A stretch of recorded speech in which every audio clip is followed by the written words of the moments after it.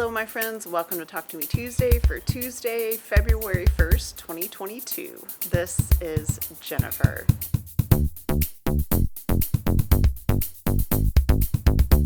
We are in my backyard for the first time in a very long time today because I finished both of the memory quilts.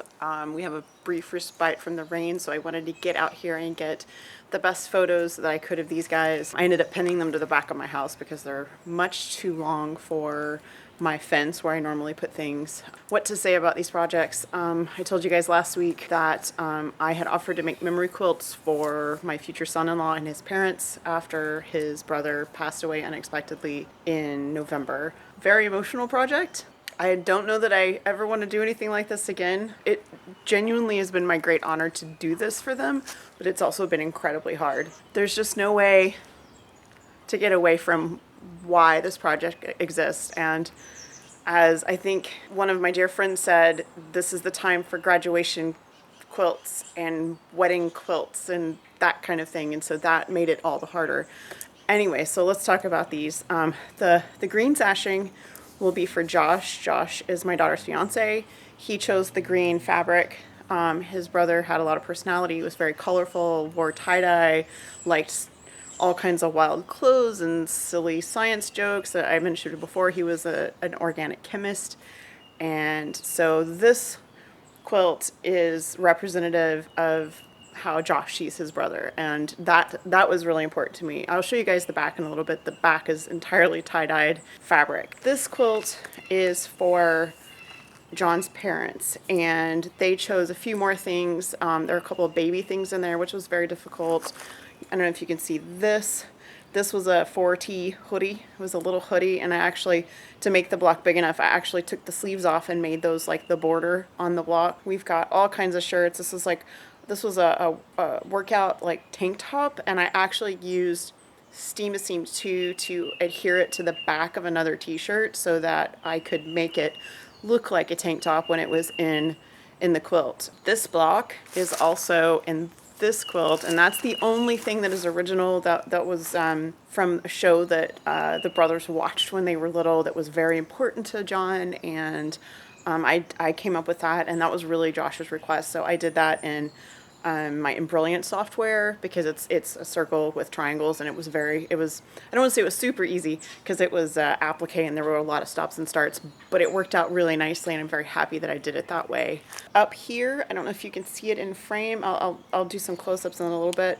There's a newborn hat, a little newborn knitted hat that someone handmade for John. I don't know who. I didn't get that information. But I spent all of the time I was planning for this trying to figure out what I was going to do with that little knitted hat, and I had all kinds of ideas.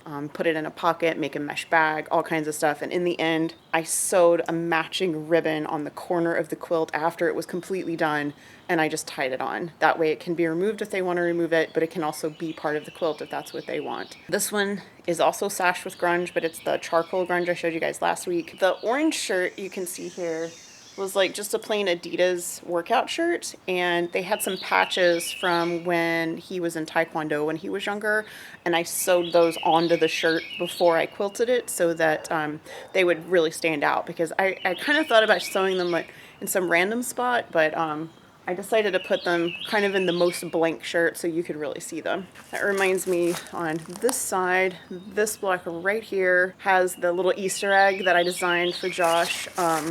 It is it's the meme of wet floor with the caution, the yellow caution wet floor sign with the oxygen molecules under it. If you Google it, you'll find it. I stylized it. I'll do a close-up so you guys can see, and that's my design. I did that. I drew that in my Brilliant Stitch Artist software. I did a test stitch, and it worked out great, so I put it on one of the tie-dye garments. I think this was actually a pair of shorts. There's a very vintage pair of Wranglers that is in both. That's the stripes. That's in both quilts, and this one has the Wrangler patch on it. It was coming off. The stitching was dry rotting, and it was very fragile. The patch was very fragile because it was a very old pair of jeans, and it felt very plasticky. So it definitely wasn't leather, but I ended up using, before I quilted it, I put unique stitch on the back of the patch, left the stitching that was still intact and put it under there as well as I could. And then I put one of my vintage irons. I have some vintage irons I use for doorstops. I just put that on top of it with a piece of freezer paper underneath and just let it dry overnight. And that seems to have done the trick. So I'm hoping that that keeps it in place. And yeah, so 2 big finishes. I knew this was coming. I started accumulating clothes probably in early December is when they started giving me stuff. And I was working on my sewing room at the time. So the very first time I showed you guys an in progress, I was already saving stuff for this. So I knew even then, right when I started working on my sewing room, that I wouldn't be able to start this until January because I had to finish my sewing room first before I could work on projects this big. And, you know, all my supplies were in piles and things like that. So this was my biggest priority. And the day after they gave me what they said was the last of the clothes that they wanted me to include, I started working on this. I had already started prepping clothes. I had already started like sort of mentally planning what I was going to do. And as soon as I had everything and I figured out what was going in each quilt, because that was their choice. Like they told me, I should say Josh told me which t-shirt should go in each one and that kind of thing. And so as soon as I had that information, I just started, and from starting to cut things up until finishing was less than 2 weeks because I just really wanted to get this done for them. I quilted this on my mid-arm. I went very simple because I wanted it to be about the t-shirts and about the clothing and not about the quilting.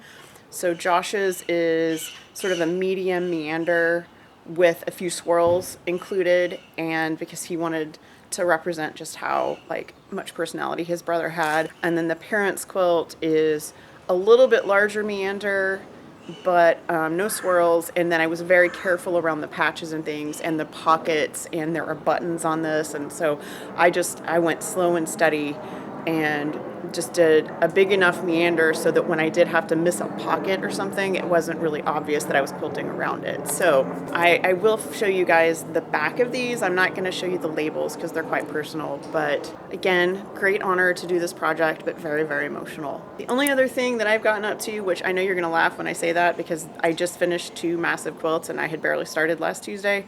I did trim all of my Linus quilts and get all the binding cut. And those are set aside so that when I have time, I can bind and quilt.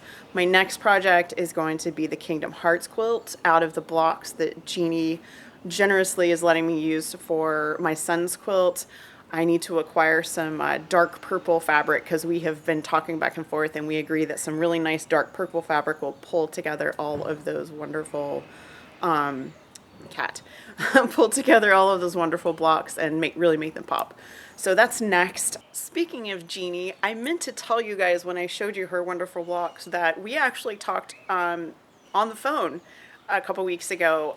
We were chatting on Facebook, and I accidentally called her and it didn't follow through with the call, and she called me back and we ended up talking for 5 or 10 minutes, and it was wonderful and beautiful and just what I needed. It was actually after my husband's surgery, but before everything went sideways with my son's apartment.